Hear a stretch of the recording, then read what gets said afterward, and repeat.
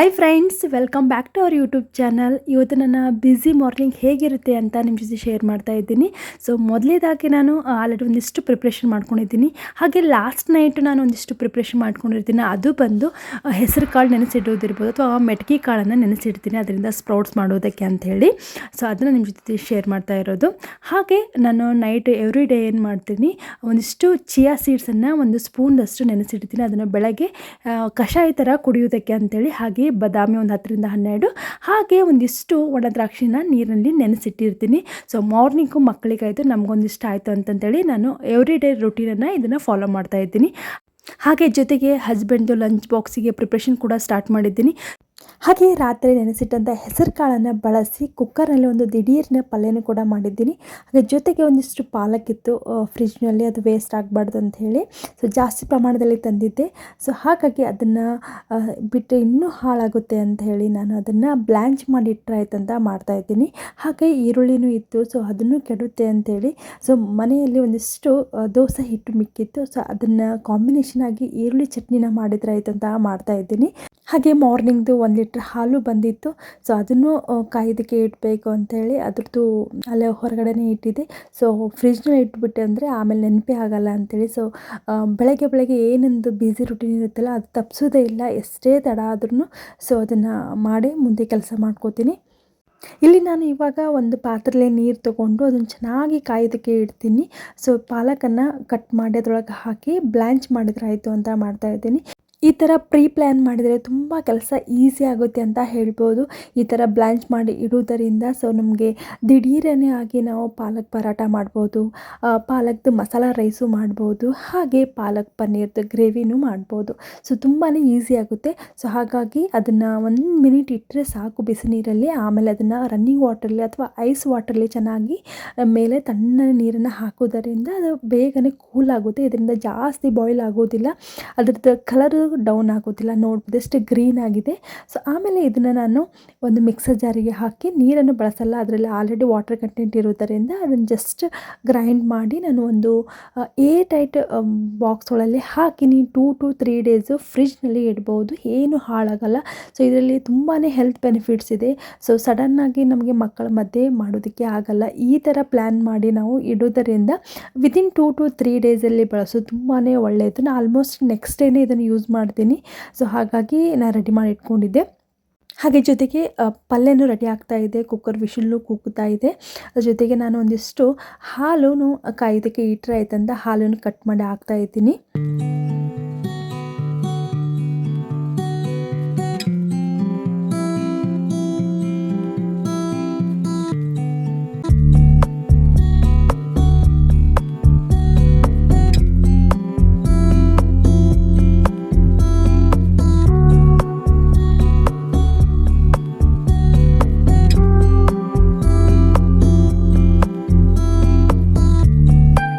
ಹಾಗೆ ಈರುಳ್ಳಿ ಸೊಪ್ಪೇನು ಚೆನ್ನಾಗಿ ಕ್ಲೀನ್ ಮಾಡಿ ಈ ಥರ ರನ್ನಿಂಗ್ ವಾಟರಲ್ಲೇ ತೊಳ್ಕೊಂಡು ಅದನ್ನು ಕೂಡ ನಾನು ಈಗ ಕಟ್ ಮಾಡ್ತಾ ಇದ್ದೀನಿ. ಇದರಲ್ಲಿ ಸಿಂಪಲ್ ಆಗಿದೆ, ಜಾಸ್ತಿ ಇಂಗ್ರೀಡಿಯೆಂಟ್ಸನ್ನು ಆ್ಯಡ್ ಮಾಡುವಂಥ ಅವಶ್ಯಕತೆ ಇಲ್ಲ. ಜಸ್ಟ್ ಏನು ಈರುಳ್ಳಿನ ಕಟ್ ಮಾಡಿಕೊಂಡು ಅದಕ್ಕೆ ಬೇಕಾದ ಇಂಗ್ರೀಡಿಯೆಂಟ್ಸ್ ಅಂದರೆ ಒಂದು 7-8 ಎಸಳು ಬೆಳ್ಳುಳ್ಳಿ, ಮತ್ತು ಒಂದು 3-4 ಹಸಿಮೆಣಸಿನ್ಕಾಯಿ, ಹಾಗೆ ಒಂದು ಟೊಮೆಟೊನ ಬಳಸಿದರೆ ಸಾಕು. ತುಂಬ ಚೆನ್ನಾಗಿ ಟೇಸ್ಟಿಯಾಗಿ ದೋಸೆಗೆ ಕಾಂಬಿನೇಷನ್ ಆಗಿ ನಾವು ಈರುಳ್ಳಿ ಚಟ್ನಿನ ಮಾಡ್ಬೋದು. ಬನ್ನಿ, ತುಂಬ ಈಸಿಯಾಗಿದೆ, ಹೇಗೆ ಮಾಡುತ್ತಾ ತೋರಿಸ್ತೀನಿ. ಜಸ್ಟ್ ಒಂದು ಕಡಾಯಿ ತೊಗೊಂಡು ಅದಕ್ಕೆ 1 ಟೇಬಲ್ ಸ್ಪೂನ್ದಷ್ಟು ಎಣ್ಣೆ ಹಾಕಿ, ಹಾಗೆ 1 ಟೀ ಸ್ಪೂನ್ದಷ್ಟು ಜೀರಿಗೆ ಹಾಕಿ. ಇಲ್ಲಿ ನೀವು ಹಸಿಮೆಣ್ಸಿಕಾಯನ್ನು ಬಳಸ್ಬೋದು. ನಂದು ಮೆಣಸಿಕಾಯಿ ಹಣ್ಣಾಗಿದೆ, ಹಾಗಾಗಿ ಅದೇ ಬಳಸ್ತಾ ಇದ್ದೀನಿ. ಅದೊಂದು 2 to 3 ಬಳಸ್ಬೋದು. ಇಲ್ಲಿ ಖಾರ ಇದೆ, ಹಾಗಾಗಿ ನಾನು ಜಾಸ್ತಿ ಹಾಕ್ತಾಯಿಲ್ಲ, 2-3 ಮೆಣಸಿಕಾಯನ್ನು ಹಾಕ್ತಾಯಿದ್ದೀನಿ. ಹಾಗೆ ಅದ್ರ ಜೊತೆಗೆ ನಾನು ಬೆಳ್ಳುಳ್ಳಿ ಹಾಕಿ ಚೆನ್ನಾಗಿ ಫ್ರೈ ಮಾಡ್ತಾಯಿದ್ದೀನಿ. ಸ್ವಲ್ಪ ಚೆನ್ನಾಗಿ ಫ್ರೈ ಆದರೆ ಟೇಸ್ಟ್ ಚೆನ್ನಾಗಿ ಬರುತ್ತೆ. ಹಾಗೆ ಜೊತೆಗೆ ವೈಟ್ ಪಾರ್ಟ್ ಇರುವಂಥ ಹಸಿ ಈರುಳ್ಳಿಯನ್ನು ಹಾಕ್ತಾಯಿದ್ದೀನಿ, ಅದು ಚೆನ್ನಾಗಿ ಫ್ರೈ ಆಗಲಿ ಅಂತ. ಜೊತೆಗೆ ನಾವು ಗ್ರೀನ್ ಪಾರ್ಟನ್ನು ಹಾಕಿದರೆ ಚೆನ್ನಾಗಿ ಅದು ಬೇಯೋದಿಲ್ಲ, ಅದರ ಹಸಿ ವಾಸನೆ ಹೋಗೋದಿಲ್ಲ ಅಂಥೇಳಿ ಫಸ್ಟಿಗೆ ವೈಟ್ ಪಾರ್ಟನ್ನು ಚೆನ್ನಾಗಿ ಫ್ರೈ ಮಾಡಿಕೊಂಡು ಆಮೇಲೆ ನಾನು ಗ್ರೀನ್ ಪಾರ್ಟನ್ನು ಹಾಕಿ ಚೆನ್ನಾಗಿ ಫ್ರೈ ಮಾಡ್ಕೊತಾ ಇದ್ದೀನಿ. ಆಮೇಲೆ ಅದು ಚೆನ್ನಾಗಿ ಹಸಿ ವಾಸನೆ ಹೋದ್ಮೇಲೆ 1 ಟೊಮೆಟೊ ಹಾಕಿ ಅದಕ್ಕೆ ರುಚಿಗೆ ತಕ್ಕಷ್ಟು ಉಪ್ಪು ಹಾಕಿ ಚೆನ್ನಾಗಿ ಬಾಡಿಸ್ಕೊತೀನಿ. ಇದರಿಂದ ಹಸಿ ವಾಸನೆ ಹೋಗೋದ್ರಿಂದ ಟೇಸ್ಟ್ ತುಂಬ ಚೆನ್ನಾಗಿ ಬರುತ್ತೆ ಅಂತ. ಇದನ್ನು ಜಸ್ಟ್ ನಾವು ಏನು ಮಿಕ್ಸರ್ಲಿ ಗ್ರೈಂಡ್ ಮಾಡ್ತೀವಿ, ಹಾಗಾಗಿ ಅದರ ಹಸಿ ವಾಸನೆ ಇರಬಾರ್ದು ಮಾಡೋದು ಅಂತೇಳಿ ಮಾಡ್ತಾ ಇರೋದು. ಇದು ತಣ್ಣಗಾದ್ಮೇಲೆ ಮಿಕ್ಸರ್ ಜಾರಲ್ಲಿ ಹಾಕಿ ಚೆನ್ನಾಗಿ ಗ್ರೈಂಡ್ ಮಾಡಿದರೆ ಸಾಕು. ಇದಕ್ಕೆ ನಾನು ಒಗ್ಗರಣೆಯಾಗಿ ಸಿಂಪಲ್ಲಾಗಿ ಕೊಡ್ತಾಯಿದ್ದೀನಿ. ಇನ್ನು ಸ್ವಲ್ಪ ತರ್ತರಾಗಿದ್ದರೆ ಸಾಕು, ನೋಡ್ಬೋದು ಈ ಥರ ಇದ್ದರೆ ಸಾಕು. ಹಾಗೆ ಇದಕ್ಕೆ ಒಗ್ಗರಣೆ ಬಂದು ನಾನು ಜಸ್ಟ್ 1 ಟೀ ಸ್ಪೂನ್ದಷ್ಟು ಎಣ್ಣೆ ತೊಗೊಂಡು ಅದಕ್ಕೆ ಜೀರಿಗೆ, ಸಾಸಿವೆ ಮತ್ತು ಸ್ವಲ್ಪ ಕರಿಬೇವು ಸೊಪ್ಪು ಹಾಕಿ ಒಗ್ಗರಣೆ ಕೊಡ್ತೀನಿ. ತುಂಬ ಸಿಂಪಲ್ಲಾಗಿ ಅನಿಸುತ್ತೆ, ಬಟ್ ದೋಸೆ ಜೊತೆ ತುಂಬಾ ಒಳ್ಳೆ ಕಾಂಬಿನೇಷನ್ ಅಂತ ಹೇಳ್ಬೋದು. ನಮ್ಮ ಮನೆಯಲ್ಲಿ ಇದು ತುಂಬಾ ಫೇವ್ರೇಟ್ ಚಟ್ನಿ ಅಂತ ಹೇಳ್ಬೋದು. ಮಕ್ಕಳು ತುಂಬ ಇಷ್ಟಪಡ್ತಾರೆ.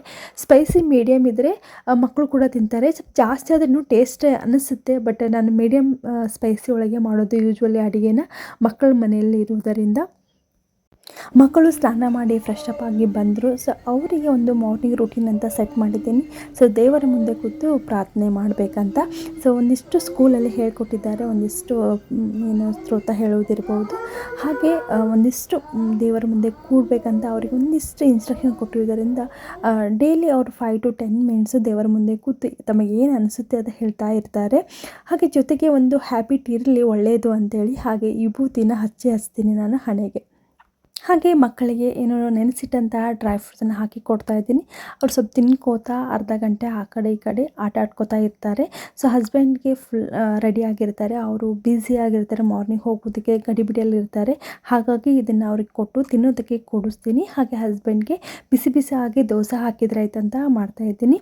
ಇದು ದೋಸೆ ಆಲ್ರೆಡಿ ನಾನು ಮಾಡಿ ಯೂಸ್ ಮಾಡಿ ಒಂದಿಷ್ಟು ಉಳಿದಂಥ ದೋಸೆ ಹಿಟ್ಟನ್ನು ಬಳಸ್ತಾ ಇದ್ದೀನಿ. ಹಾಗಾಗಿ ಸ್ವಲ್ಪ ಇದೆ. ಇದಕ್ಕೆ ಯೂಶ್ವಲಿ ನಾವು ದೋಸೆ ಮಾಡಿದಾಗ ಆಲೂಗಡ್ಡೆ ಪಲ್ಯ ಇರ್ಬೋದು ಅಥವಾ ಚಟ್ನಿ ಕಾಂಬಿನೇಷನ್ ಆಗಿ ಮಾಡ್ತೀವಿ. ಬಟ್ ಈ ಥರ ಈರುಳ್ಳಿ ಚಟ್ನಿನ ಕಾಂಬಿನೇಷನ್ ಮಾಡಿ ಒಂದ್ಸತಿ ನೀವು ಟ್ರೈ ಮಾಡಿ ನೋಡಿ, ತುಂಬಾ ಚೆನ್ನಾಗಿ ಬರುತ್ತೆ.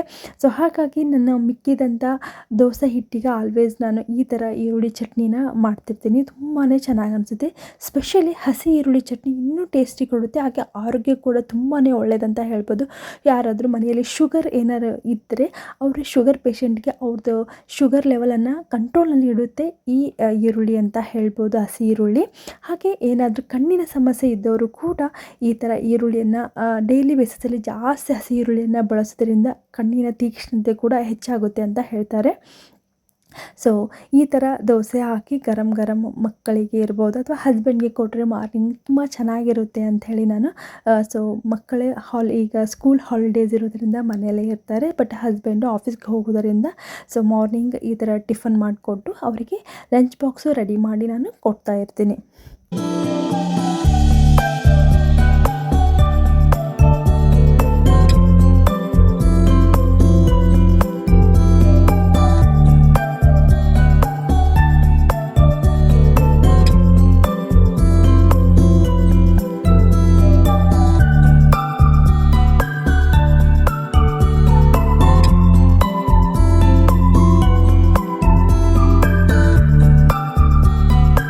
ಚಟ್ನಿ ಜೊತೆಗೆ ರಾತ್ರಿ ಉಳಿದಂಥ ಒಂದಿಷ್ಟು ಸಾಂಬಾರು ಕೂಡ ಇಲ್ಲಿ ಬಳಸ್ತಾ ಇದ್ದೀನಿ.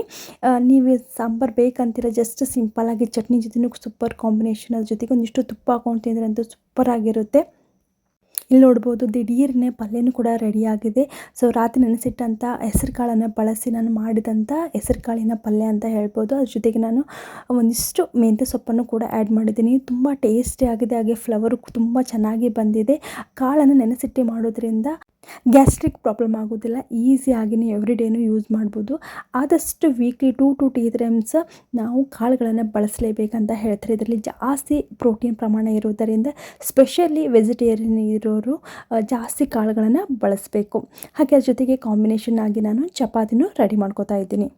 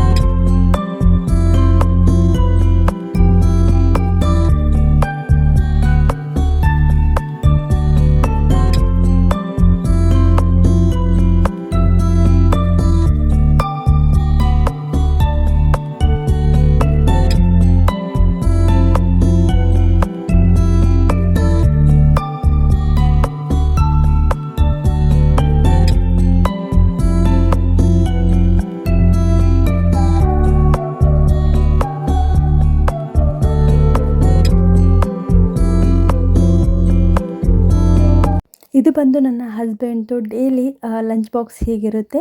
ಹಾಗೆ ನೆಕ್ಸ್ಟ್ ಅವ್ರು ಹೋದರು. ಆಮೇಲೆ ನನ್ನ ಆ್ಯಸ್ ಯೂಸ್ವಲ್ ನನ್ನ ರೂಟೀನ್ ಸ್ಟಾರ್ಟ್ ಆಗುತ್ತೆ. ಏನು ನನ್ನ ರಾತ್ರಿ ನೆನೆಸಿಟ್ಟಂಥ ಮೆಟ್ಟಿಗೆ ಕಾಳು ಮತ್ತು ಹೆಸರು ಕಾಳನ್ನು ನಾನು ಸ್ಪ್ರೌಟ್ಸ್ ಮಾಡಿದರೆ ಆಯ್ತಂತ ಮಾಡ್ತಾಯಿದ್ದೀನಿ. ಇದು ಬಂದು ಆನ್ಲೈನಲ್ಲಿ ತೊಗೊಂಡಂಥ 2 ಟೈರ್ದು ಸ್ಪ್ರೌಟ್ಸ್ ಮಾಡುವಂಥ ಬಾಕ್ಸು. ಸೊ ಇದರಲ್ಲಿ 2 ಬಾಕ್ಸ್ ಬರುತ್ತೆ. ಸೊ ಆ ಬಾಕ್ಸಲ್ಲೇ ಒಂದೊಂದು ಲೇಯರ್ ಆಗಿ ನೀವು ಬೇರೆ ಬೇರೆ ಥರ ಕಾಳುಗಳನ್ನು ಬಳಸ್ಬೋದು. ಸೊ ಯೂಶ್ವಲಿ ಏನಾದರೂ ನೀವು ಹೆಲ್ದಿ ರೂಟೀನ್ ಮೇಂಟೈನ್ ಮಾಡಬೇಕಂತಂದರೆ ಈ ಥರ ಸ್ಪ್ರೌಟ್ಸನ್ನು ನೀವು ಮಾಡ್ಕೊಳ್ಳೇಬೇಕು. ಹಾಗೆ ಒಂದಿಷ್ಟು ಮೆಂತ್ಯ ಕಾಳನ್ನು ಆ್ಯಸ್ ಯೂಸ್ವಲ್ ನೀವು ಸ್ಪ್ರೌಟ್ಸ್ ಒಳಗೆ ಮಿಕ್ಸ್ ಮಾಡೋದ್ರಿಂದ ಇನ್ನೂ ಹೆಚ್ಚು ನಾವು ಬೆನಿಫಿಟ್ಸನ್ನು ಪಡಿಬಹುದು. ಹಾಗಾಗಿ ಹೆಸರು ಕಾಳು ಮತ್ತು ಮೆಟ್ಟಿಗೆ ಕಾಳು ಇದ್ರ ಜೊತೆಗೆ ನಾನು ಒಂದು 2ರಿಂದ 3 ಟೇಬಲ್ ಸ್ಪೂನ್ದಷ್ಟು ಮೆಂತ್ಯ ಕಾಳುಗಳನ್ನು ಕೂಡ ಇದರಲ್ಲಿ ಹಾಕಿರ್ತೀನಿ. ಸೊ ಅದನ್ನು ಸ್ಪ್ರೌಟ್ಸ್ ಮಾಡಿ ತಿನ್ನೋದ್ರಿಂದ ಹೆಲ್ತ್ ಬೆನಿಫಿಟ್ಸನ್ನು ತುಂಬಾ ಪಡಿಬಹುದು ನಾವು. ಇದನ್ನು ನಾನು 2 ಬಾಕ್ಸ್ನಲ್ಲಿ ಹಾಕಿ ನಾನು ಈ ಥರ ಮುಚ್ಚಿ ಬಿಟ್ಟರೆ ಸಾಕು. 8 to 10 ಅವರ್ಸ್ನಲ್ಲಿ ನಮ್ಮ ಸ್ಪ್ರೌಟ್ಸು ರೆಡಿ ಆಗುತ್ತೆ. ಇದನ್ನೇ ನಾನು ಸ್ಪ್ರೌಟ್ಸ್ ರೆಡಿ ಆದಮೇಲೆ ನೋಡ್ಬೋದು ಈ ಥರ ಮೊಳಕೆ ಬಂದಿರುತ್ತೆ ತುಂಬ ಈಸಿಯಾಗಿ. ಇದನ್ನೇ ನಾವು ಡೈರೆಕ್ಟಾಗಿ ಫ್ರಿಜ್ನಲ್ಲಿ ಇಟ್ಕೋಬೋದು. ಸೊ ಈ ಥರ ಬಾಕ್ಸ್ ಇರೋದ್ರೆ ನಮಗೆ ಈಸಿ ಆಗುತ್ತೆ. ಮತ್ತು ಬೇರೆ ಸಪ್ರೇಟ್ ಒಂದು ಬಾಕ್ಸಲ್ಲಿ ಹಾಕಿಡಬೇಕು ಮಾಡಬೇಕಂತ ಏನೂ ಇಲ್ಲ. ಬಟ್ಟೆಯಲ್ಲಿ ಕೂಡ ಮಾಡ್ಬೋದು, ಅದನ್ನು ಇನ್ನೂ ಹೆಲ್ದಿ ಅಂತ ಹೇಳ್ಬೋದು. ಬಟ್ ಇದು ತುಂಬ ಈಸಿ ಆಗುತ್ತೆ ಅಂಥೇಳಿ ನಾನು ಇದನ್ನು ಯೂಸ್ ಮಾಡ್ತಾ ಇರ್ತೀನಿ. ನನ್ನ ಫ್ರಿಜ್ನಲ್ಲಿ ಆಲ್ವೇಸ್ ಸ್ಪ್ರೌಟ್ಸ್ ಇದ್ದೇ ಇರುತ್ತೆ. ಇದನ್ನು ಬಳಸಿ ನಾನು ಸ್ಪ್ರೌಟ್ಸ್ ಸಲಾಡ್ ಮಾಡ್ತೀನಿ. ಸ್ಪ್ರೌಟ್ಸನ್ನು ಬಳಸಿ ಅದರದ್ದು ಪಲ್ಯ ಮಾಡ್ತೀನಿ. ಹಾಗೆ ಸ್ಪ್ರೌಟ್ಸನ್ನು ಬಳಸಿ ಒಂದು ಟಿಕ್ಕಿನೂ ರೆಡಿ ಮಾಡ್ತೀನಿ. ಆಲೂ ಟಿಕ್ಕಿ ಮಾಡ್ತೀವಲ್ಲ ಅದೇ ಥರನೇ ಈ ಥರ ಸ್ಪ್ರೌಟ್ಸನ್ನು ಬಳಸಿನೂ ಟಿಕ್ಕಿ ಮಾಡ್ಬೋದು. ತುಂಬ ಹೆಲ್ದಿಯಾಗಿರುತ್ತೆ, ಆರೋಗ್ಯ ಕೂಡ ತುಂಬಾ ಒಳ್ಳೆಯದು. ಇದು ಪ್ರೋಟೀನ್ ಭರಿತ ಆಹಾರ ಅಂತ ಹೇಳ್ಬೋದು. ಮಕ್ಕಳಿಗೆ ಏನಾದರೂ ಸ್ನ್ಯಾಕ್ಸ್ ಎಲ್ಲನೂ ಮಾಡಿಕೊಡ್ಬೋದು. ಇಲ್ಲ ಅಂದರೆ ಜಸ್ಟ್ ಸಿಂಪಲ್ ಆಗಿ ಇದನ್ನು ಒಂದಿಷ್ಟು ಕುದಿಸಿ ಅದಕ್ಕೆ ಸ್ವಲ್ಪ ಉಪ್ಪು ಬೆರೆಸಿ ನಿಮ್ಮ ಮಕ್ಕಳಿಗೆ ಕೊಡ್ಬೋದು. ಅದನ್ನು ಕೂಡ ತುಂಬಾ ಹೆಲ್ದಿ ಅಂತ ಹೇಳ್ಬೋದು. ಇದು ಬಂದು ನನ್ನ ಮಾರ್ನಿಂಗ್ ಬ್ಯುಸಿ ರೂಟೀನ್ ಆಗಿತ್ತು. ಹೇಗೆ ಅನ್ನಿಸ್ತು ಅಂತ ಪ್ಲೀಸ್ ಕಮೆಂಟ್ ಮೂಲಕ ನಿಮ್ಮ ಅನಿಸಿಕೆಗಳನ್ನು ತಿಳಿಸಿ. ಹಾಗೆ ನಮ್ಮ ವಿಡಿಯೋ ಇಷ್ಟ ಆದರೆ ಪ್ಲೀಸ್ ಲೈಕ್ ಮಾಡಿ, ಸಬ್ಸ್ಕ್ರೈಬ್ ಆಗಿ, ಹಾಗೆ ಪಕ್ಕದಲ್ಲಿರೋ ಬೆಲ್ ಐಕನನ್ನು ಪ್ರೆಸ್ ಮಾಡೋದ್ರಿಂದ ನಾನು ಹಾಕುವ ನೆಕ್ಸ್ಟ್ ವಿಡಿಯೋದ ನೋಟಿಫಿಕೇಷನ್ ಕೂಡ ನಿಮಗೆ ತಕ್ಷಣ ಸಿಗುತ್ತೆ. ಮತ್ತು ನಿಮಗೆ ಒಂದು ಹೊಸ ವಿಡಿಯೋದೊಂದಿಗೆ ಸಿಗ್ತೀನಿ. Thank you for watching.